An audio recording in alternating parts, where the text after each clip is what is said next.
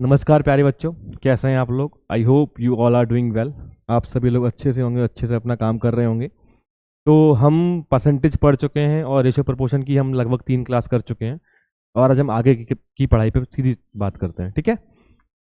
तो हमने proportion ratio पढ़ ही लिया था। प्रपोर्शन के मैंने लास्ट क्लास में हम लोगों ने जो है प्रपोर्शन यानी कि समानुपात, इस पर भी हमने चर्चा की थी। क्या चर्चा की थी हमने? जब कोई भी दो रेशो आपस में बराबर हो तो उसे हम क्या कहते हैं? प्रपोर्शन कहते हैं। जब कोई भी दो अनुपात आपस में बराबर हो तो उसे हम क्या कहते हैं? समानुपात कहते हैं। इसका सिंबल क्या बताया गया था? ये या फिर ये, ऐसे इसको डिनोट करते हैं। अब इसमें आपसे जो क्वेश्चन आपसे या प्रश्न जो पूछे जाएंगे वो एकदम सीधे सीधे पूछे जाएंगे आपसे। वो क्या होंगे? जैसे आपसे पूछ लिया जाएगा 1:2 है, प्रोपोर्शनेट x/3 है, तो find the value of x। यानी कि 1 और 2 अनुपात में है और प्रोपोर्शन में यानी कि समानुपात में x/3 है, तो x की वैल्यू क्या होगी? बहुत सिंपल सी बात है, जैसा हम इस पर पढ़ चुके हैं। तो ये दो रेशो में बराबर है, यानी कि 1:2 अपॉन में x/3। अब x को मुझ तरफ ही चलते हैं, क्योंकि हमारी आदत में रही है कि ना कि हमेशा लेफ्ट हैंड साइड पे हमारी वैल्यू रहे और जो आंसर हमारा आए वो हमारा राइट हैंड साइड पे आए, यानी कि लेफ्ट, यानी कि बाएं तरफ लेके चलते हैं उनको, ठीक है। कैसे हो जाएगा? x/3 और 1/2। अब हमें x की वैल्यू निकालनी है तो हमें क्या करना होगा? x को अकेला करना होगा, यानी उसके आसपास में पास में जितनी भी वैल्यू सबको हटाना होगा, चाहे वो एडिशन में हो, सब्ट्रैक्शन में हो, डिवीजन में हो, मल्टीप्लिकेशन में हो, कैसे भी उन सबको क्या करना होगा? हमें हटाना होगा। तो यहाँ पर 3 कैसे डिवाइड कर इसको हटा देते हैं, इसको उस तरफ भेज देते हैं। x वहां जाएगा तो क्या हो जाएगा? 3/2। x की वैल्यू क्या आ जाएगी? 3/2 आ जाएगी। कोई दिक्कत? अब ये प्रपोर्शन में है या नहीं, ये चेक कर लेते हैं। देखो x क्या है? 1:2। प्रपोर्शन x की वैल्यू क्या आई है? 3/2/3। तो अब ये फ्रैक्शन में है तो हमें इसको यहाँ भेजना होगा। अरे मेरे मालिक, कुछ याद आ रहा है या नहीं आ रहा है? इसको ऐसे करके देख लो, इज इक्वल्स टू 3/2 अपॉन में 3। तो 3 से 3 कैंसिल हो जाएगा, ये 2 नीचे आ जाएगा, तो ये भी क्या हो जाएगा? 1/2। फिर पता कहोगे कि रानी क्या कर दिया मैंने? 3/2, ये 3 यहाँ डिवाइड में होगा ना इसके, 3/2, ये 3 है ना, ऐसे ही तो ये 3 कैंसिल, तो ये 1/2। दो रेशो क्या है? प्रपोर्शन में, ठीक है, ये हमने पढ़ा था। अब और आपसे क्या क्वेश्चन पूछ सकता है? और आपसे पूछ सकता है कि मीन प्रपोर्शन निकाल के बताओ, मध्यानुपाती क्या होगा। कोई दो वैल्यू दे देगा आपको, फॉर एग्जाम्पल आपको दो वैल्यू दे दी, उसने कहा कि 4 और 9 दो वैल्यूज हैं, इनका क्या निकालना है आपको? मीन प्रपोर्शन यानी कि मध्य अनुपात निकालना है, ठीक है। मीन प्रपोर्शन का हमने फॉर्मूला क्या पढ़ा था? मीन प्रपोर्शन मध्यानुपात,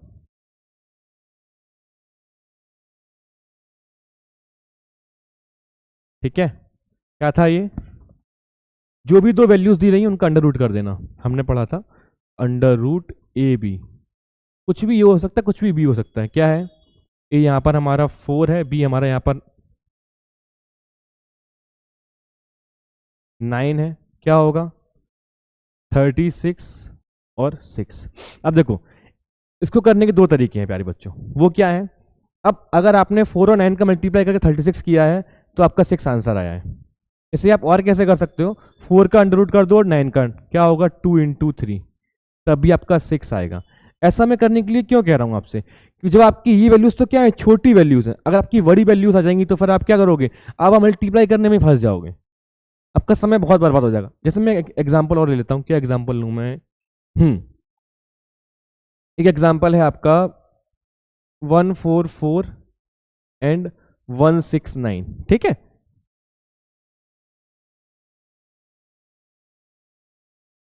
ये दूसरा एग्जाम्पल है आपका। इस पर इसका भी आपको मीन प्रपोर्शन निकालना है। फॉर्मूला वही सेम होगा, आप अंडर रूट कर दो 144 × 169। अब अगर आप 144 और 169 का क्या करोगे? अगर आप मल्टीप्लाई करोगे फिर आप रूट निकालोगे तो अब बहुत लंबा समय लगेगा आपको। वैसे ही स्क्वायर और क्यूब्स तो सर ने याद करवा ही दिए होंगे, वैभव सर ने, ठीक है। तो 12 का स्क्वायर क्या होता है? 144। 13 का स्क्वायर क्या होता है? 169। 12 इंटू 13,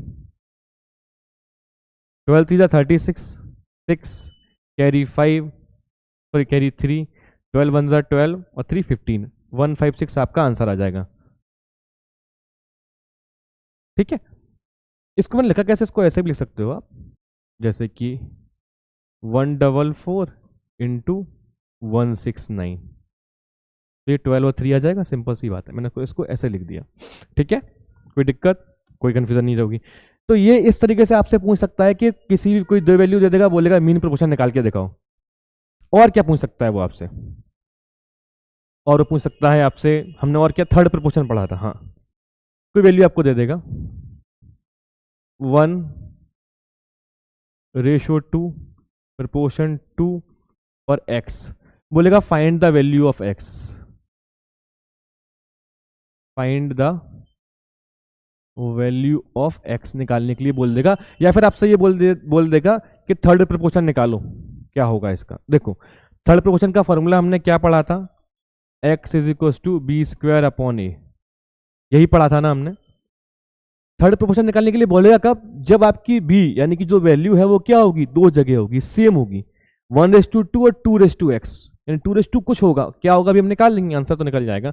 इसको मैं ऐसे भी लिख सकते थे ना, 1/2 = 2/x, हम इसको क्रॉस मल्टीप्लाई कर दें, और क्रॉस मल्टीप्लाई करना अगर आपको आता है तो अच्छी बात है, x और 2 × 2 4 हो जाएगा, x = 4 हो जाएगा।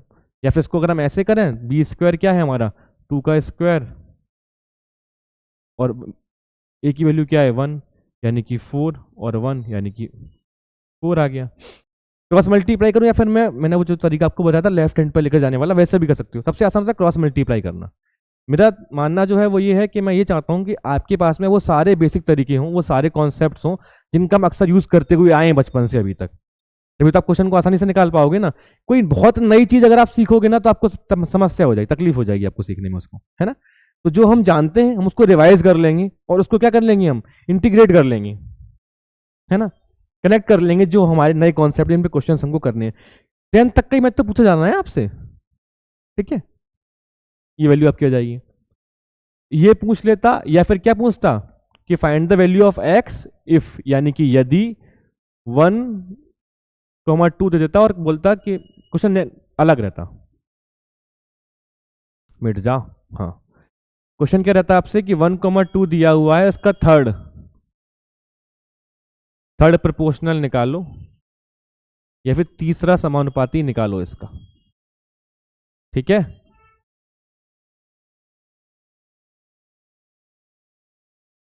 दिख रहा होगा शायद, है ना। हम दोनों ही केस में वैल्यू आप इसको ऐसे निकाल सकते हो, और इसको भी हम लिखते तो ऐसे ही है,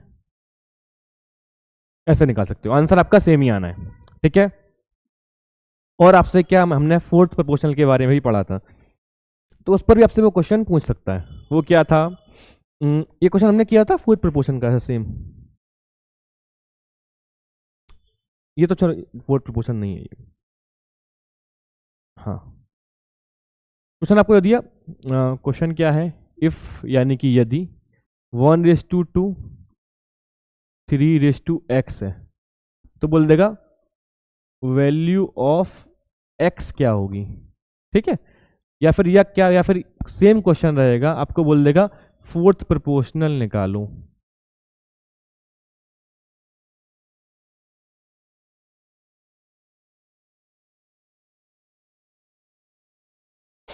ठीक है। फोर्थ प्रोपोर्शनल निकालो, चौथा समानुपाती निकालो, चतुर्थ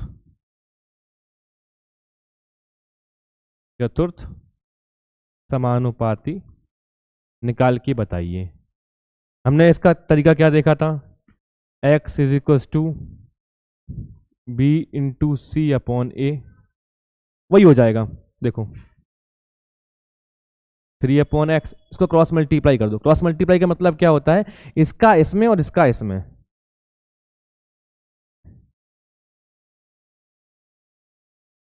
यही बचपन में पढ़ा होगा आपने, 6 आपकी सीधी वैल्यू आ गई, x × 1 1 होगा, 3 × 2 क्या होगा 6 होगा। BC रख दो यहाँ पे, 3 × 2 1 6, ठीक है, या तो वो आपसे ऐसे पूछ सकता है या फिर वो आपसे ऐसे पूछ सकता है। आंसर आपको निकालना आ चुका है और आप तुरंत आंसर निकाल देंगे 2 मिनट में।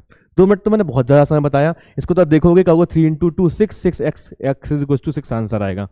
विद इन 15 और 10 सेकेंड्स क्वेश्चन पढ़ते ही आंसर आ जाएगा सीधा। ठीक है, चलो ठीक है।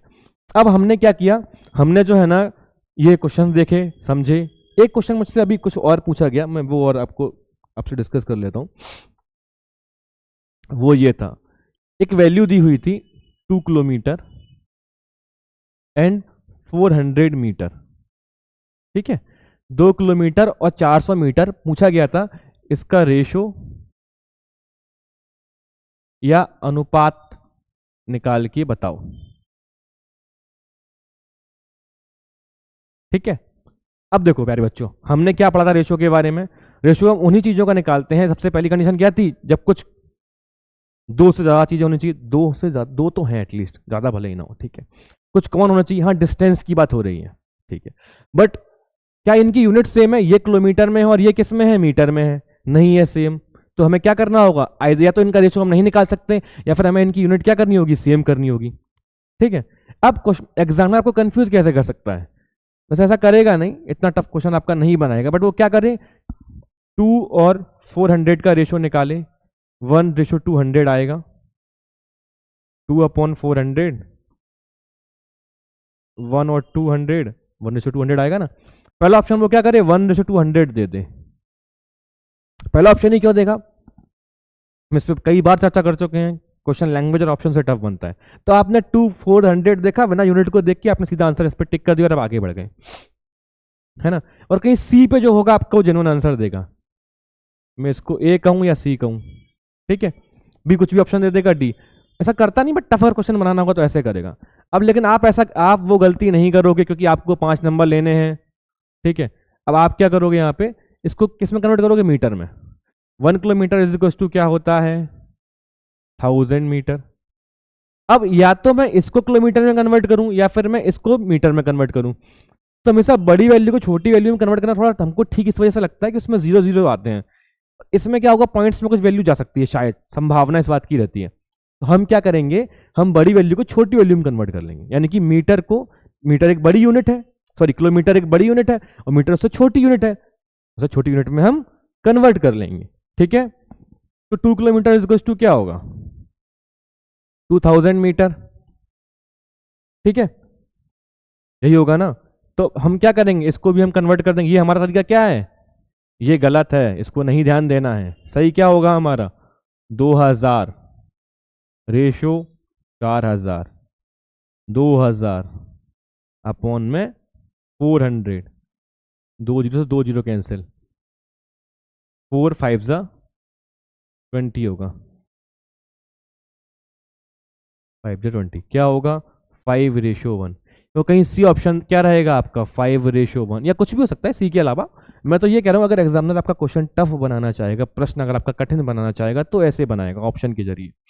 ठीक है, कोई दिक्कत। लेकिन अब क्या होगा, अब आप फंसोगे नहीं, है ना।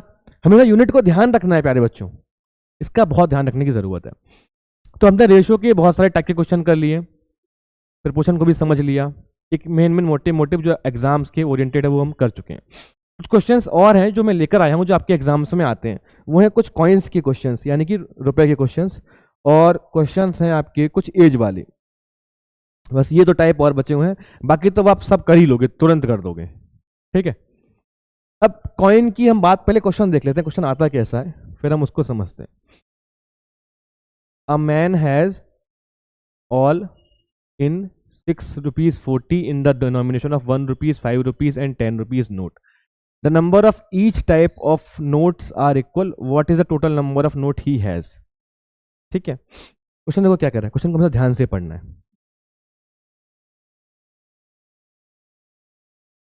A man has in all rupees 640 in the denomination of 1 rupees, 5 rupees and 10 rupee note. The number of each type of notes are equal and what is the total number of note he has?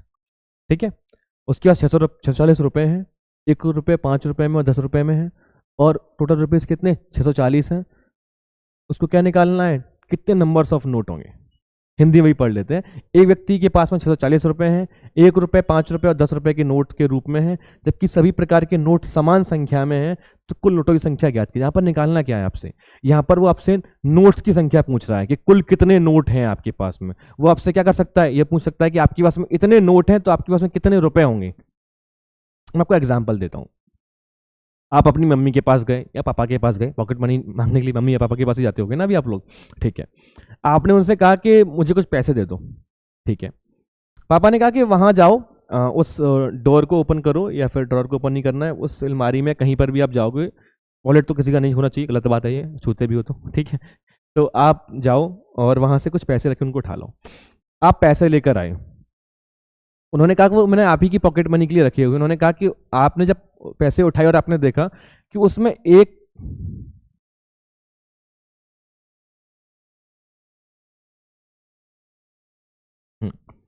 Note जो था वो 50 रुपए का था, एक note था 50 रुपए का, एक नोट या दो नोट, एक नोट 100 रुपए का था, और एक नोट जो था वो 500 का था। आपको ज्यादा मिलती होगी, मैं छोटा आदमी हूँ ठीक है, मैं इतना ही सोच पा रहा हूँ, एक एग्जाम्पल दे रहा हूँ, आप कुछ भी सोच सकते हो, एक एग्जाम्पल है, नॉर्मल सी बात है। तो अब 50 रुपए का एक नोट था, तो 50 रुपए का एक नोट 50 रुपए हुए, 100 रुपए का एक नोट यानी कि 100 रुपए हुए, 500 रुपए एक नोट यानी कि 500 रुपए हुए। टोटल कितने रुपए हो गए आपके पास में, 500 और 100, 600 और 650, 650 रुपीज आपके पास में टोटल हो गए। एग्जाम्पल मैं आपको समझा रहा हूँ। अगर आप जाते और वहां पर नोट की संख्या क्या होती, अलग अलग होती, सपोज ये दो नोट होते, ये एक ही होता, और ये भी दो नोट होते, ये दो होते, ठीक है, ये एक ही होता और ये भी दो नोट होते, तो क्या हो जाता, ये 1000 रुपए हो जाते, ये आपके 100 रुपए हो जाते, और ये आपके कितने हो जाते, ये भी आपके 100 रुपए हो जाते, यानी कि 1200 रुपए आपको टोटल मिल जाते पॉकेट मनी के रूप में। क्या आप मेरी बात को समझ पा रहे हैं जो मैं समझाना चाह रहा हूं, या फिर मैं ही समझ रहा हूं केवल, आप समझ रहे हैं ना। हाँ। मतलब नोट्स में टोटल वैल्यू कितनी होगी, टोटल वैल्यू वो वैल्यू होगी जो आपके पास नोट्स हैं, यानी कि जो क्या है, कागज के, और उनकी जो वैल्यू है।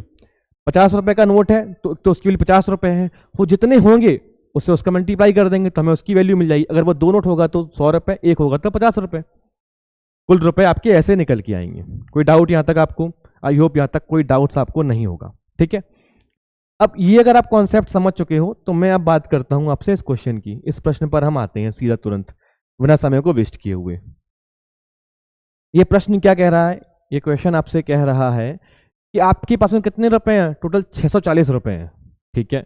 मैंने कहीं पे लिख लिया टोटल मेरे पास में 640 रुपए है, ठीक है। फिर कह रहा है कि आपके पास 1 रुपए, 5 रुपए और 10 रुपए के नोट्स हैं, यानी कि 1 रुपए का नोट है, 5 रुपए का नोट है और 10 रुपए का नोट है, ठीक है। वो क्या कह रहा है कि ये सभी the number of each types of notes are equal. अब ये सभी जो है ना, जो इनके प्रकार हैं वो सब इक्वल टाइप में है। मतलब अगर ये एक है, ये भी एक है, तो ये भी एक होगा, अगर ये दो है तो ये भी दो है, तो ये भी दो होगा, यानी कि इनका रेशियो क्या है, 1 है ना। उसकी मल्टीपल में कुछ भी हो सकता है। अगर आपके पास में 3 नोट होंगे तो ये एक नोट होगा 1 रुपए का, एक होगा 5 रुपए का और एक 10 रुपए का, क्योंकि देखो एक नोट ये होगा, एक ये होगा, एक ये होगा, सम क्या आएगा, 3 आएगा। ये वही बात है जो मैंने आपको बताई थी। अगर 2 लड़के हैं और 3 लड़कियां हैं, टोटल कितना है आपका, 5 है। अब वो 5 हो या 5 लाख हो, अगर 5 होगा तो आपके 2 लड़के और 3 लड़कियां होंगी, अगर 5 लाख होगा तो 2 लाख लड़के और 3 लाख लड़कियां होंगी, है ना।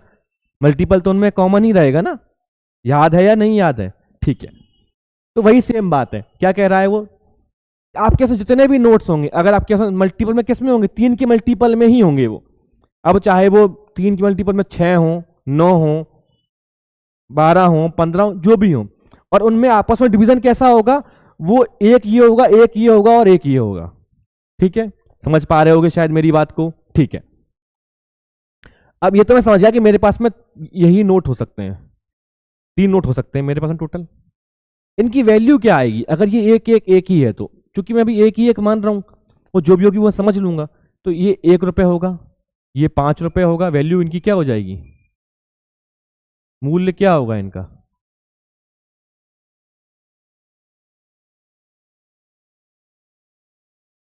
5 रुपए और 10 रुपए होगा। मूल्य नहीं होता है, मूल्य होता है ना? शायद मैं सही हूं। यहां पर दिया है क्या? कुल नोटों की संख्या ज्ञात करें। ठीक है, फिर अब क्या हुआ, आपके पास में कितने रुपए हो गए? 10, 5, 15 और 1, 16। मतलब अगर आपके पास में 3 नोट होंगे तो वो कितने होंगे? 16 रुपए होंगे। कोई डाउट? शायद इस बात को समझ पाए होंगे आप लोग, है ना? अगर आपके पास 3 नोट होंगे, 3 नोट होने का मतलब क्या है कि फिर एक नोट ये होगा, एक ये होगा और एक ये होगा। तो एक नोट अगर ये होगा तो 1 रुपए, 5 रुपए, 10 रुपए, तो 16 रुपए होंगे आपके पास में। कोई डाउट है? मैं बिल्कुल भी एक्स वाई के चक्कर में नहीं पढ़ना चाहता हूं। मेरे पास में जो मुझे कॉन्सेप्ट को समझा है, रेशो का मतलब कॉमन निकालना, एक सेम यूनिट का होना, दो या दो से अधिक क्वांटिटी का होना, मैं उसी को फोकस करके चल रहा हूं। मैं सारे आंसर्स निकाल लूंगा, ठीक है? फिर हम बात करते हैं इस पे। अब ये हमको पता था हमारे पास में कितने रुपए हैं? 16 रुपए हैं। क्वेश्चन क्या कह रहा है, आपके पास में कितने रुपए हैं? 640 हैं। यानी कि 16 रुपए क्या होंगे? वो इसी के मल्टीपल में ही तो होंगे। बस को क्या होगा, ये नोट्स 3 थे, इनकी संख्या बदल जाएगी। इनकी संख्या बदलने के लिए आपको क्या करना होगा? पहले ये निकालना होगा कि आपके पास में कितने रुपए हैं। तो वो यहां से निकले क्योंकि आपको रुपए दिए हुए हैं। अगर आपको नोट दिए रहते तो आप वहां से निकाल लेते। तो इसका मतलब क्या हुआ, एक की वैल्यू क्या आएगी? 16 की वैल्यू, सॉरी, आपके पास में है 16 रुपए, तो बढ़ा देता हूं मैं, ठीक है? आपके पास में है 16 रुपए, वो कह रहा है आपके पास में कितने रुपए होंगे? 640, ठीक है? 16 4 40, एक की वैल्यू क्या आई? 40 आई। या फिर मैं ये कहूं कि इसमें अगर मैं 4 का मल्टीप्लाई कर दूं तो 64 हो जाएगा, 40 का कर दूंगा तो 6400 यानी कि बराबर हो जाएगा। नहीं, इतना नहीं समझते, एक ही कॉन्सेप्ट पे रहते हैं। 1 की वैल्यू क्या आ गई? 40 आ गई, है ना? इसका मतलब क्या हुआ कि जो एक है वो 40 है, यानी कि ये भी 40 होगा, ये भी 40 होगा और ये भी 40 होगा। मतलब कितने होंगे? 120 क्या होंगे आपके पास में? नोट होंगे। क्यों होंगे? देखो, 16 रुपए हैं आपके पास में, और वो क्या कहता है? 16 नहीं, 640 रुपए हैं। 16 नहीं है, 640 रुपए। 16 को क्या करना होगा? आपको 40 से मल्टीप्लाई करना होगा, तभी ये कितना बनेगा? 640 बनेगा या नहीं? कहो हाँ। हाँ बनेगा, ठीक है। अब देखो, ये नोट तो यही रहेंगे, हमें क्या करना होगा? इन संख्याओं को बदलना होगा। इन संख्याओं को बदलना होगा ना। इन संख्याओं को बदलने का मतलब क्या है? 3 नोट्स की वैल्यू कितनी है? 16 है। तो कितने नोट्स की वैल्यू 640 होगी? 40 का मल्टीप्लाई करना होगा। 120 नोट की वैल्यू क्या हो जाएगी आपकी? 640 हो जाएगी। कोई डाउट है? शायद नहीं होगा। समझ पा रहे हो ना मेरी बातों को? मैं हवा में बातें तो नहीं कर रहा हूं ना? हाँ, फिर ठीक है।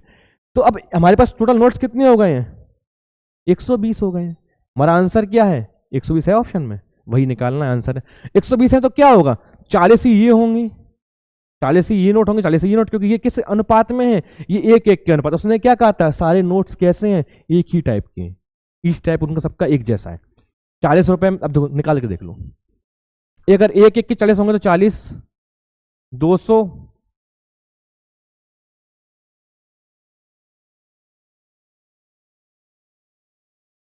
10 रुपए ना? हाँ ठीक है, 40, 4 5 2, और ये 400, 400 और 200, 600, 600 प्लस 40, 640 हो गया। आंसर आ गया कि नहीं आ गया आपका? हाँ आ गया। सिंपल सी बात है। एक की वैल्यू कितनी आई? 40, यानी कि जो भी रेशो में यहां पर जो वैल्यू होगी, क्योंकि ये वैल्यू तो बदल नहीं सकती ना, नोट्स तो उतने ही रहेंगे, संख्याएं बदलेंगी बस, है ना? तो 1 की वैल्यू कितनी होगी? 40, 40, 40 कितना हो जाएगा? 120। टोटल कितना होगा? 120, 120 इज द आंसर। समझ में आया या नहीं? आ गया होगा। चलो एक हम अगला क्वेश्चन और देख लेते हैं इसी पर बेस्ड, ताकि हमें कोई और डाउट्स ना रहे। ये आपका नेक्स्ट क्वेश्चन। हाँ, ये क्वेश्चन क्या कह रहा है आपसे? अ box contain 280 rupees, sorry 280 coins. देखो इस बार क्या दिया है आपको? 280 कॉइन दिए हैं, है ना? पहले क्या दिया था आपको? रुपए दिए हुए थे। अब क्या दिया हुआ है? कॉइन दिए हुए हैं। क्वेश्चन को पढ़ो ध्यान से। अ बॉक्स कंटेन 280 कॉइन्स ऑफ 1 रुपी 50 पैसे एंड 25 पैसे। ठीक है, क्या दिया हुआ है? 1 रुपी के, 25 पैसे के, और आपको 25 पैसे के कॉइन दिए हुए हैं। ठीक है, अब मांग क्या रहा है आपसे, पूछ क्या रहा है, सॉरी, पूछ रहा है आपसे कि इनमें से ईच काइंड की बात कर रहा है आपसे, है ना। The value of each kind of the coins are in the ratio of 8:4:3, then the number of 50 paisa coins in bag कितना होगा। एक बैग में 280 सिक्के हैं, 1 रुपये 50 पैसे व 25 पैसे के रूप में है। यदि उनका मान 8, 4, 3 है के अनुपात में है तो 50 पैसे की सिक्कों की संख्या ज्ञात कीजिए। देखो पहले क्या दिया था आपको, पैसे दिए थे, कितने रुपए थे, रुपए 640 थे। इस बार क्या है 280, सॉरी ऊपर हो जा, 280 यानी 280 क्या दी हुई है आपको, कॉइन्स की संख्या दी है। दिख रहा होगा, मुझे तो शायद नहीं दिख रहा है, दिख रहा है हाँ। ये कॉइन्स हैं, सिक्के जो हैं आपके वो कितने हैं, 280 हैं। ठीक है, क्या कह रहा है, 1 रुपये 50 पैसे 25 पैसे में है। लिख लेता हूं मैं, 1 रुपये में, 50 पैसे में और 25 पैसे में। ठीक है, फिर the value of each kind of the coins are in the ratio of 8:4। अब हमें लास्ट टाइम क्या दिया हुआ था, हमें यह बताया गया था कि सिक्के कितने अनुपात में है। यहां पर क्या बताया गया है, वैल्यू का अनुपात बताया गया है। तो हमने क्या किया था, जो सिक्के थे उनकी वैल्यू से उनको मल्टीप्लाई करके हमने क्या निकाल लिया, उनकी वैल्यू निकाल ली थी। यहां पर हमें डिवाइड करना पड़ सकता है। ये क्या है, 8:4:3 है। अब ये क्या है, इनकी वैल्यू दी हुई है, मूल्य दिया हुआ है। जो क्वेश्चन मैं आपको करा रहा हूं ना, ये उस स्टैंडर्ड के क्वेश्चन है कि इससे बाहर कतई नहीं जाएगा। अगर आप इसको कर पा रहे हो, समझ पा रहे हो, तो आप एग्जाम में क्वेश्चन को यूं कर लोगे तुरंत। ठीक है, अब वो क्या कह रहा है, देखो अगर 1 रुपए की वैल्यू, अगर मेरे पास 8 रुपए है तो मेरे पास कितने सिक्के होंगे 1 रुपए के, 8 सिक्के होंगे। कॉइन्स की वैल्यू क्या आएगी मेरी, कॉइन्स का रेशो क्या होगा, सिक्कों का अनुपात क्या होगा, सिक्कों का अनुपात क्या होगा। अगर मेरे पास 50 पैसे के 4 रुपए हैं तो कितने होंगे 50 पैसे के सिक्के, 8 होंगे। ठीक है, अगर 25 पैसे की मेरे पास में 3 रुपए हैं तो ये कितने होंगे, 25 दिया, सॉरी 4, 12। अगर मेरे पास 12 25 पैसे के सिक्के होंगे तो 3 रुपए होंगे, 50 पैसे के सिक्के 8 होंगे तो 4 रुपए होंगे, और 1 रुपए के सिक्के अगर 8 होंगे तो 8 रुपए होंगे। यहां पर क्या दिया हुआ था, यहां पर दिया हुआ था कि ये रुपए हैं इस डिनोमिनेशन में, ये उनका अनुपात है। इस अनुपात में आप पापा के पास में गए, पापा ने आपको रुपए दिए और वो इस अनुपात में थे। ठीक है ना। तो आपने क्या, उनकी वैल्यूज निकाल ली थी। अब वो क्या कह रहा है, अब पापा के पास आप गए, पापा ने आपको वैल्यू दी कि 8 रुपए 5 रुपए, 8 4 और 8 4 12 और 3 15, 15 रुपए हैं टोटल। और उसमें 1 रुपए, कुछ 1 के सिक्के हैं, कुछ 50 पैसे के और कुछ 25 पैसे के सिक्के हैं, वो इसी अनुपात में है। 1 रुपए के 8 है, ये 4 है, ये 3 है। तो आपको ये निकालना हो कितने सिक्के होंगे, कितने रुपए होंगे। पहले पापा ने आपको क्या दिया, रुपए दिए थे, और आपको कहा, वहां आप गए, आपने नोट्स उठाए और आपने उनको कैलकुलेट किया, निकाल लिया। अब पापा क्या कह रहे हैं कि आपको कॉइन्स की संख्या दे दी है आपको, और आपको वैल्यू निकालने के लिए बोल रहे हैं। ठीक है, समझ पा रहे हो ना मेरी बात को, है ना। देखो ध्यान से देखो, शायद समझ में आया होगा, इसमें कुछ रॉकेट साइंस नहीं है, बहुत ईजी है ना। 1 रुपए के 8, अब आप देखो 8 से 1 को मल्टीप्लाई करो तो 8 रुपए आएगा। तो अब ये क्या कह रहा है कि ये वैल्यू क्या होगी, 8 4 12 3 15 होगी। सिक्के कितने होंगे, 8 8 16, और 16 और 12 कितना होता है, 8 तो 10 और 8 18, 28। मतलब क्वेश्चन बहुत साफ कह रहा है आपसे।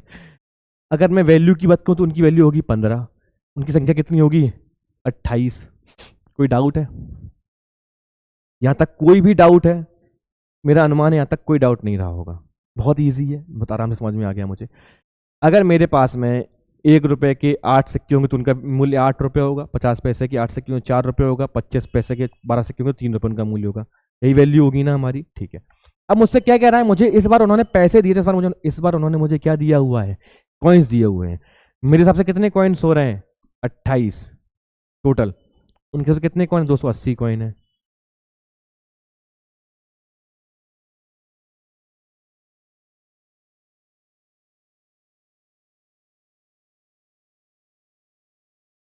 यानी मेरी 1 की वैल्यू क्या आएगी 10। इसका मतलब क्या, वो 1 की वैल्यू 10 है तो ये इसमें 10 का मल्टीप्लाई करना होगा। ये भी 80 होंगे, ये भी 80 होंगे और ये 120 होंगे। देखो 120 और ये क्या हो जाएंगे टोटल 280 हो जाएंगे ना, क्योंकि हमसे यहां पर पूछ क्या रहा है, कॉइन की संख्या पूछ रहा है। किसकी? 50 पैसे का कॉइन कितना होगा, 50 पैसे का कॉइन कितना होगा, ये हमारा 50 पैसा है, ये हमारी कॉइन की वैल्यू आई है 80 रुपये। 80 जो है वो हमारा आंसर हो जाएगा, 80 हमारा आंसर हो जाएगा। क्वेश्चन में कोई भी डाउट है? शायद नहीं रहा होगा, है ना। बहुत सिंपल सी बात है, आपको कुछ पैसे दिए हैं और कुछ उनकी काउंटिंग दी हुई है। जब आपको जितने रुपए रहते हैं उनका आप मल्टीप्लाई करते हो तो आपको वैल्यू मिल जाती है। अगर आपके पास में 10 रुपए का नोट है और अगर 5 नोट है तो कितनी वैल्यू होगी, 50 रुपये हो गई। आपसे किसी ने पूछा कि आपके पास में 10 रुपए के नोट्स हैं, उनकी वैल्यू 50 है, तो कितने सिक्के की संख्या या नोट की संख्या कितनी होगी, तो 10 का 50 से डिवाइड कर दोगे तो आपको वो वैल्यू मिल जाएगी 5। या तो आप यहां से यहां जाएं या यहां से यहां आए, है ना। कोई दिक्कत तो नहीं है, कोई कंफ्यूजन नहीं है ना, ठीक है। वैल्यू वही रहेगी, सिक्के और नोट्स की संख्या, नोट्स और नोट की संख्या वही रहेगी, ठीक है। अब ये आप समझ पाए हैं, ये एक टाइप हो गया, बहुत आसान है। सिंपल कॉन्सेप्ट को समझना है, वैल्यू को, मूल्य को। आपके जितने आपके पास में सिक्के होंगे या नोट्स होंगे और जो उनकी वैल्यू डिनोमिनेशन होगा उससे मल्टीप्लाई करेंगे, आपको एक वैल्यू मिल जाएगी। अगर आपके पास 500 रुपए के 2 नोट है तो आपकी वैल्यू कितनी होगी, 1000 रुपये। 500 रुपए का नोट है, 4 नोट है तो कितनी वैल्यू होगी उसकी, 2000 रुपये तो वैल्यू होगी, ठीक है। कोई डाउट नहीं है। चलो अब हम चलते हैं आगे और देखते हैं और हमारा क्या टाइप के क्वेश्चन हैं। द रेशियो बिटवीन द, अच्छा ये एज वाले क्वेश्चन आ गए।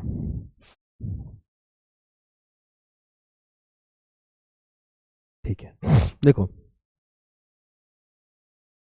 इस क्वेश्चन को करने से पहले मैं थोड़ी सी आपसे कुछ बात करना चाहता हूं। मतलब ये क्वेश्चंस आपके एग्जाम में ठीक ठाक आए हुए हैं, आने की संभावना भी है, ठीक ठाक स्टैंडर्ड क्वेश्चंस भी हम लेकर आए हैं आपके साथ में। आप हैं और आपके पापा हैं, ठीक है। अगर आपके और आपके पापा की मैं एज के रेशो की बात करूं या कुछ रेशो को निकालने से पहले कॉमन सी बात आपसे मैं करना चाहता हूं। आपकी एज अगर 5 साल है और आपके पापा की एज अगर 25 साल है, ठीक है, तो 10 साल बाद क्या होगा, 10 साल बाद आपके पापा की उम्र कितनी हो जाएगी, 35 साल हो जाएगी और आपकी उम्र कितनी हो जाएगी, 15 साल हो जाएगी। अब अभी आपके पापा की एज और आपकी एज में अनुपात क्या था, आपकी उम्र 5 साल थी, पापा की उम्र 25 साल थी। आप सन हैं, वो आपके पिताश्री हैं, वो आपसे उम्र में बड़े ही होंगे, है ना। अभी रेशो क्या था, 1:5 था। 5 1 5, 5 5 25। मैंने कहा 5 साल बाद या 10 साल बाद, मैंने कहा 10 साल बाद आपके पापा की उम्र 15 साल हो जाएगी और ये 35, अब 35 हो जाएगा। 5 3 जा 5 7 जा, ये 3:7 हो जाएगा। इसको मेरे बताने का मेन मोटिव क्या है, ऐसे हम इसकी चर्चा पहले कर चुके हैं, फिर भी मैं आपको बताना चाहता हूँ। इसका मतलब क्या है, यहाँ पर भी आपके पापा में और आपकी उम्र में कितना अंतर है, 20 साल का। यहाँ पर भी कितना अंतर है, 20 साल का, लेकिन रेशियो बदल गया। ये वही कॉन्सेप्ट है जो हम पहले पढ़ चुके हैं कि आप सेम वैल्यू को अगर ऐड करते हो या सब्ट्रैक्ट करते हो तो क्या होगा, आपका डिफरेंस जो है ना वो नहीं बदलेगा, वो सेम ही रहेगा ना। अगर आप 10 साल इसको और बढ़ा देते तब भी क्या रहता, आपके पापा की उम्र को मैं 10-20 साल और बढ़ा दूं और आपकी उम्र को भी 10-20 साल और बढ़ा दूं, तो अंतर जो है, आपके पापा अगर आज से आपसे अगर आज 20 साल बड़े हैं तो कल भी 20 साल ही बड़े होंगे। वो क्या होगा, बस मल्टीप्लिकेशन का अंतर बदलता रहेगा, है ना। यही बात मैं समझना चाह रहा हूं आपको, शायद आप समझ पाए होंगे, है ना। तो यही हमने रेशो की पहली क्लास में भी समझा था, जब लड़का और लड़की की हमने बात की थी। कोई डाउट है, डिफरेंस नहीं बदलेगा, डिफरेंस सेम ही रहेगा। यहां पर भी 4 का डिफरेंस है, यहां पर भी 4 का डिफरेंस है। कोई डाउट, बस यही मेन मोटिव है, यही इसी पे बेस्ड हमारा क्वेश्चंस होने वाले हैं। इसको हम पहले भी कर और समझ चुके हैं, ठीक है। अब अपने क्वेश्चन को देख लेते, क्वेश्चन क्या है हमारा,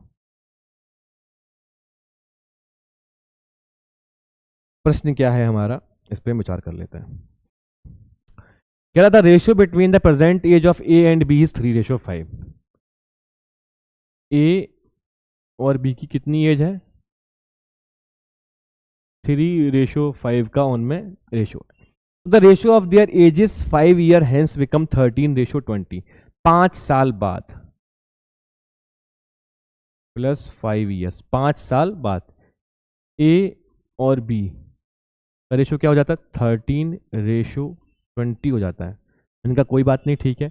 then the present age of B क्या होगी, ए और बी की वर्तमान आयु का अनुपात 3:5 है। यदि ए, ये क्या दिया हुआ है, यदि अब से 5 वर्ष बाद उनकी आयु का अनुपात 13:20 हो जाता है तो बी की वर्तमान आयु ज्ञात कीजिए क्या होगी। देखो ये वही बात है कि आपके पापा की उम्र में और आप में अनुपात 3:5 का है। अगर 5 साल बाद क्या होगा, अनुपात बदलेगा लेकिन डिफरेंस क्या रहेगा, वो सेम ही रहेगा ना। वही सिंपल सी बात है। तो यहाँ डिफरेंस कितने का है 2 का, यहाँ डिफरेंस कितने का है 7 का। ये तो गलत बात हो गई, डिफरेंस तो सेम रहना चाहिए। अब मुझे इस डिफरेंस को क्या करना होगा, सेम करना होगा। सेम करने के लिए मैं क्या करूंगा, इसका ऊपर मल्टीप्लाई करूंगा, इसका नीचे मल्टीप्लाई करूंगा। ऐसा मैं क्यों करूंगा, इसको मैं पहले रेशो की क्लास में आपको बता चुका हूं, ठीक है। कर दूंगा तो क्या होगा, इसमें 7 का मल्टीप्लाई करूंगा तो ये कितना हो जाएगा 7 से 21, ये कितना हो जाएगा 35, इसमें 2 का करूंगा तो 26, और ये कितना होगा 40। रेशियो में मल्टीप्लिकेशन और डिवीजन से कोई अंतर नहीं पड़ता है। अब अगर मैं इसमें ऐड करूंगा तो इसका रेशियो बदल जाएगा, लेकिन मल्टीप्लाई करने से कोई अंतर नहीं पड़ेगा। तो इसीलिए मैं इसको कॉमन करने के लिए क्या कर रहा हूं, इस वैल्यू का जो डिफरेंस है इसका ऊपर मल्टीप्लाई करूंगा, इसका ऐसे मल्टीप्लाई करूंगा, यानी कि एलसीएम लेके मैंने बताया था आपको, शायद आपको याद होगा, है ना। फिर ठीक है, अब देखो क्या है 21:35, 26:40। देखो अब ये डिफरेंस तो सेम है। अगर हमने क्या किया, उनकी आयु में 5 का ही अंतर किया है, तो अब देखो दोनों का अंतर भी सेम ही होगा। मतलब जो अंतर यहाँ होगा वही अंतर यहाँ होगा। 21 और 5 26, 35 और 5 40, 35 और 5 40। लेकिन वो क्या कह रहा है, जैसे 5 ईयर्स की वो बात भी कर रहा है। हमारी वैल्यू भी क्या आई है, डिफरेंस 5 आया है। ये डिफरेंस कितना आया है 5, उनका डिफरेंस भी क्या आया है 1, यानी कि 1 का मतलब क्या हो गया 1, यानी कि जो हमारा डिफरेंस है वही उनकी एज का डिफरेंस भी वही होगा। यानी कि ए की उम्र अभी कितनी है 21 साल थी, बी की उम्र 35 साल थी, 5 साल बाद 26 हो गई और फिर 40 हो गई। तो हमसे पूछा क्या है, ए की वर्तमान आयु ज्ञात कीजिए, प्रेजेंट एज ऑफ बी या ए। अच्छा बी की निकालना, बी कितना है 35 ऑप्शन में है क्या, हाँ ये रहा आंसर हो गया। कोई डाउट है, कोई डाउट नहीं है ना।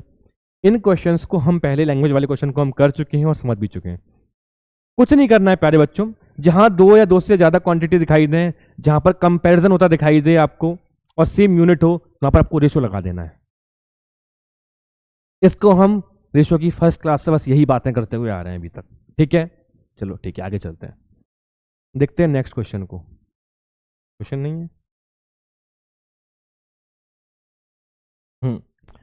तो हमारा अगला क्वेश्चन क्या है, अगला प्रश्न क्या है, the ratio of the age of a father to that of his son is 5:2। If the product of their age in years is 1000, then the father's age in years after 10 year will be क्या होगी। यदि पिता व पुत्र की आयु का अनुपात 5:2 है और उनकी आयु का गुणनफल 1000 है, रुपए नहीं होगा यार, ये गलत हो गया, ये तो रुपए कैसे हो सकता है, ठीक है। तो 10 साल बाद पिता की आयु क्या होगी, ठीक है। कुछ क्वेश्चन को समझ पाए होंगे आप लोग, ट्राई कीजिए, बहुत सिंपल सी बात है। फादर और सन की बात कर रहे हैं, फादर और सन, ठीक है। फादर और सन की क्या 5:2 दिया हुआ है। अब वो क्या कह रहा है, इनका प्रोडक्ट जो है वो कितना आता है 1000 आता है। हम भी क्या करते हैं, इनका प्रोडक्ट निकाल के देख लेते हैं क्या आएगा। हमने प्रोडक्ट किया फादर इंटू सन की एज, 5:2, हमारा 10 आ रहा है, और ये क्या कह रहे हैं 1000 आना चाहिए। 1000 के लिए मुझे क्या करना होगा, यहाँ पर मुझे 100 का मल्टीप्लाई करना होगा, यही करना होगा। इसका मतलब क्या हुआ, मुझे यहाँ पर भी 100 का ही मल्टीप्लाई करना होगा। तो फिर ये क्या हो जाएगा, ये 1000 हो जाएगा। कोई डाउट है। अब देखो प्यारे बच्चों, ये क्वेश्चन में क्यों लेके आया हूँ, इसको आपको समझना है। यहाँ पर एक बात, जब कभी आपसे मल्टीप्लिकेशन की बात की जाए, है ना, अगर आपने क्या किया है, अगर आप इस 100 का इस 2 में मल्टीप्लाई कर दोगे, 5:200 कर दोगे, तब भी क्या आएगी आपकी वैल्यू, तो 1000 ही आएगी। बट 5 और 200 अगर आप देखोगे तो आपका रेशो की वैल्यू क्या हो जाएगी, बदल जाएगी। ये 5 और ये 200 वैल्यू क्या हो जाएगी आपकी, बदल जाएगी। आपको किसी एक कॉमन वैल्यू से मल्टीप्लाई का रेशो में करते हो तो कोई डिफरेंस नहीं आता है ना। ये हम पढ़ चुके हैं ना। मतलब अगर मैं ये कहूं कि उन दोनों का सम जो है वो 7 ईयर्स है, मतलब 7 ईयर का मतलब क्या है, अगर ये एक एक यूनिट पे हैं, वो अगर मैं कहूं कि उनका सम मैं इसमें 5 से मल्टीप्लाई कर दूं, ठीक है, 35 ईयर होगा तो उसमें 5 को मल्टीप्लाई कर दूंगा तो ये 25 और ये कितना 10 हो जाएगा। तो सम इनका क्या होता जाएगा, वो चेंज होता जाएगा। ये वही ए और बी की लड़की और लड़का और लड़की की बात है कि उनका सम जो है वो वही रहता है और वो मल्टीप्लिकेशन में बदलता चला जाता है। कोई डाउट शायद नहीं होगा, है ना। तो मुझे क्या करना होगा, ऐसी जब कभी मल्टीप्लिकेशन की मुझसे बात की जाएगी तो जो वैल्यू दी रहेगी, जो बचेगी वैल्यू आएगी, मुझे उसका क्या निकालना होगा, रूट निकालना होगा। रूट क्यों निकालना होगा, अगर मैं रूट निकालूंगा तो मुझे एक ऐसी कॉमन वैल्यू मिलेगी। अगर मैं 100 का रूट निकालूंगा तो मुझे 10 मिलेगा। अब क्या है, 100 को क्या लिख सकते हैं, 10 इंटू 10 लिख सकते हैं ना। तो अब अगर मैं इसको 10 इंटू 10 लिख दूं यहां पर, इसको मिटाने के बाद मैं क्या कर दूं, यहां पर लिख दूं मैं इसको ऐसे 5 इंटू 10 और 2 इंटू 10, तो भी मेरी वैल्यू क्या आएगी, 1000 आएगी। ये मैं आपको बहुत आराम से और बहुत बेसिक कॉन्सेप्ट समझाने की कोशिश कर रहा हूं, हम बहुत आराम से समझने की कोशिश कर रहे हैं, ठीक है।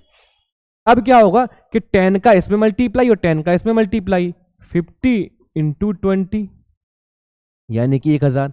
जो हम कह रहे हैं वही हो जाएगा, क्या, 10 का मल्टीप्लाई कर देते हैं इसमें, 50 इंटू 20। अब क्या कह रहा है, then father's age in year after 10 year कितनी होगी। अब पिताजी की उम्र प्रेजेंट में कितनी है, 50 साल है, 50 ईयर्स ही तो हमारा आया है, 10 साल बाद कितनी होगी, 10 जोड़ दो इसमें, 60 ईयर हो जाएगी।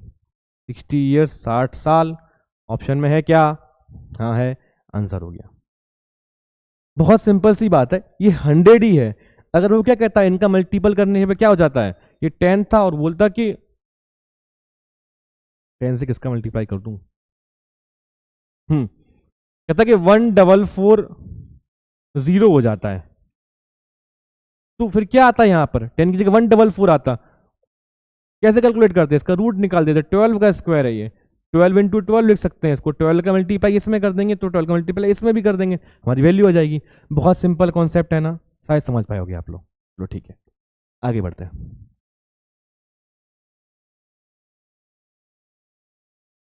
देखते हैं नेक्स्ट क्वेश्चन को। नेक्स्ट क्वेश्चन क्या है आपका, हाँ, the ratio of the age of Ram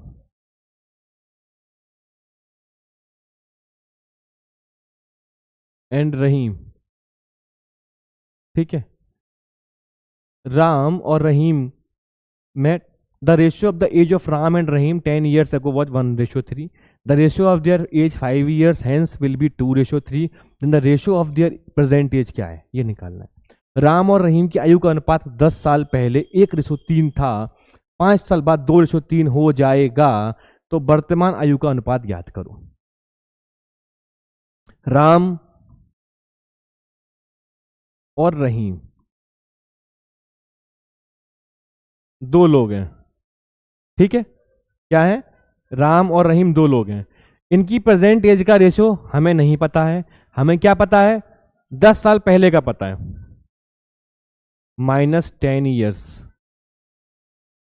क्या आएगा, 1:2 कहां से आ गया,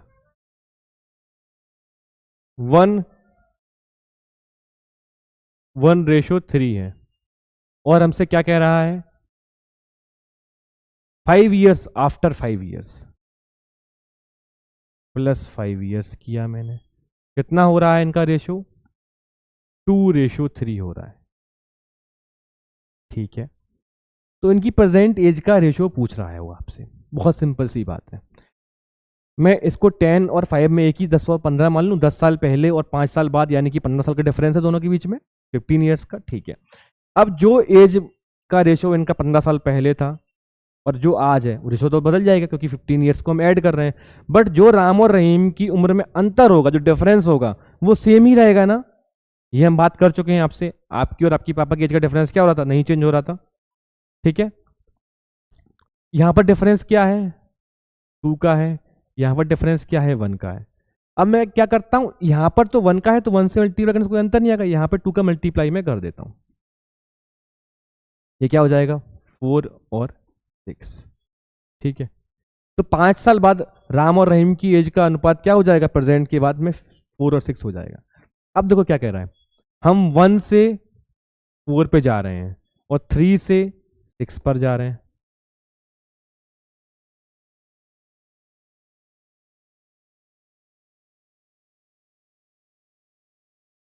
ठीक है, अब देखो अनुपात ये है, ये डिफरेंस कितना है, 3 से 6 पे जाने पर 3 का डिफरेंस है,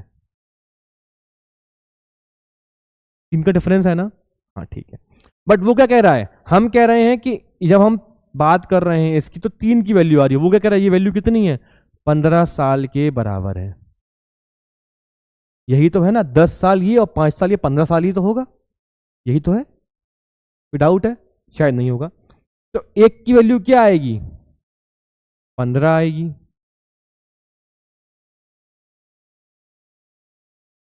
है ना। एक की वैल्यू क्या आएगी 15 आएगी, सॉरी 5 आएगी, 15 कैसे आएगी।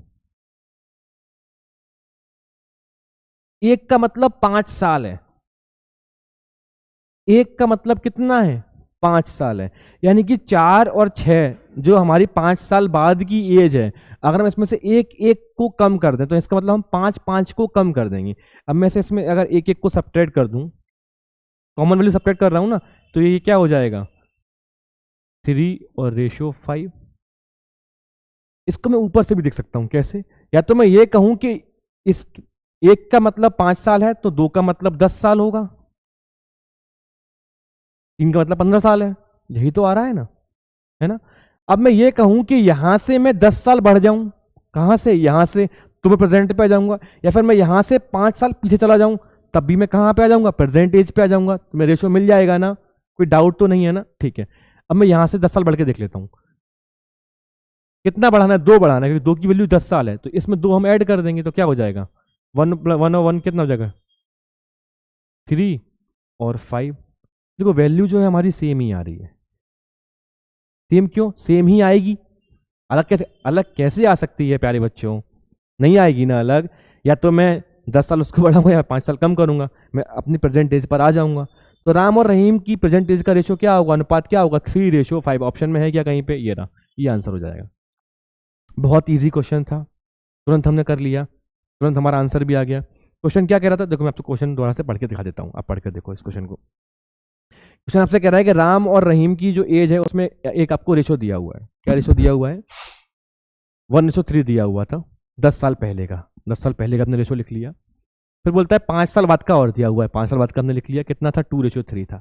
ठीक है, फिर हमने क्या किया, फिर हमने ये किया कि बस यही दिया और तो कुछ दिया नहीं है। तो हमने क्या समझा था कि जब उनकी एज का जो डिफरेंस है, जो पहले डिफरेंस रहेगा वही उनका डिफरेंस बाद में भी रहेगा। बट ये डिफरेंस सेम नहीं था, तो हमने डिफरेंस को सेम करने के लिए क्या किया 2 से मल्टीप्लाई किया, क्योंकि यहाँ 2 का डिफरेंस था और यहाँ पर डिफरेंस 1 का ही था, तो 4:6 हो गया। अब इसका मतलब क्या है कि 15 साल पहले और 15 साल का जब अंतर हुआ तो 15 साल बाद उनकी उम्र कितनी, 1 और 3 का रेशो था, 15 साल बाद 4 और 6 का हो गया, यानी कितना बढ़ा 3 बढ़ गई, यहाँ पर वैल्यू 3 बढ़ गई, यहाँ पर भी वैल्यू 15, यहाँ पर भी 15, यहाँ पर भी बड़ी होगी।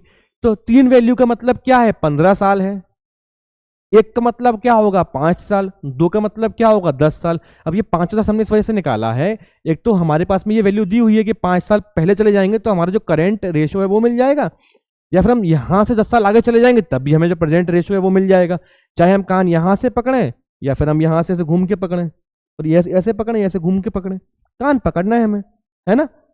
ठीक है, तो 3:5 आ जाएगा हमारा आंसर, आंसर आ गया, निकाल भी लिया, कोई डाउट, शायद कोई डाउट नहीं रहा होगा। ठीक है, तो अब हम चलते हैं हमारे नेक्स्ट क्वेश्चन पे, यानी अगले प्रश्न में। अगला क्वेश्चन क्या कह रहा है, the ratio of the present age of A and B is 8:15। क्या है 8:15 है, ठीक है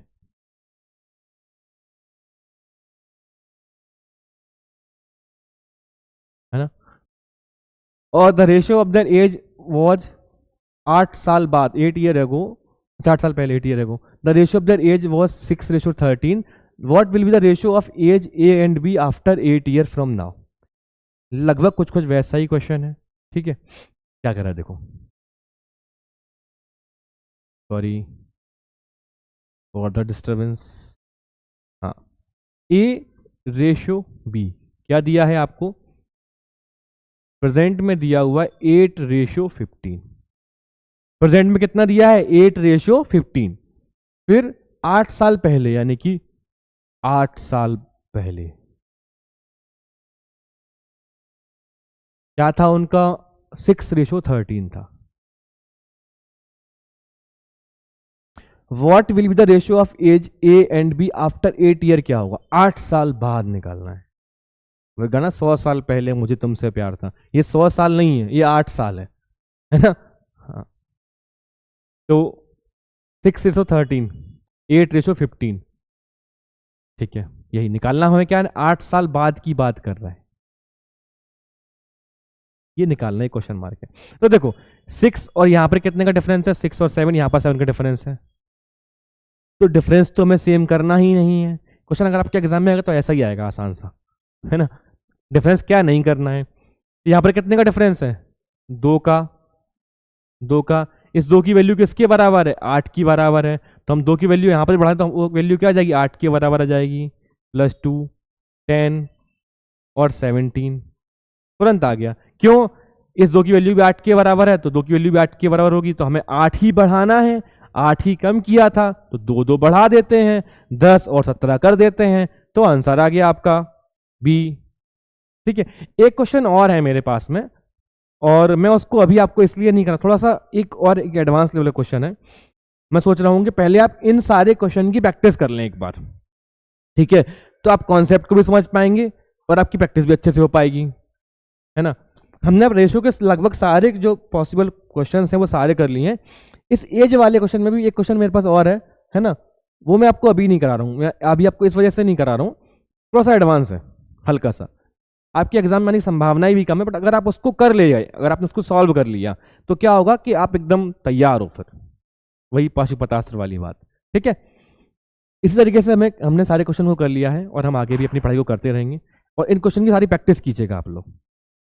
ठीक है, तो स्वस्थ रहें, मस्त रहें। जय हिंद, जय भारत, धन्यवाद।